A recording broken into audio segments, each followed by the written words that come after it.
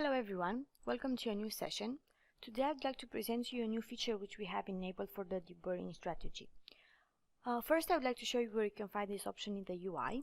We have here already an operation with calculation based on deburring, and in the advanced parameters for the edge definition we have this new flag which is include unsharp edges.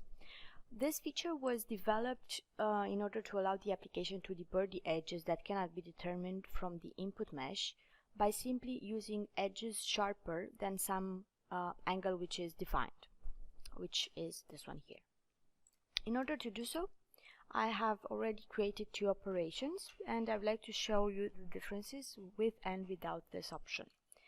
Therefore, the result with the option unflagged, as you can see, for this edge here we have two different cuts already created. If we hide the links in order to see a bit better, you can see that these two cuts are defined to deburr the two edges which we have in this particular section.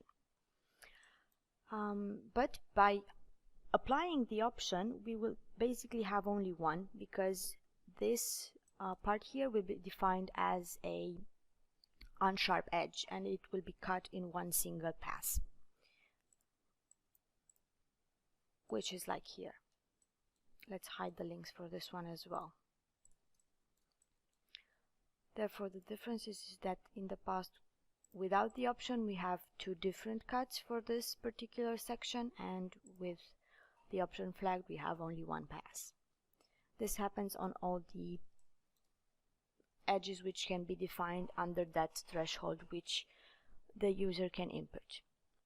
Thank you very much for your attention.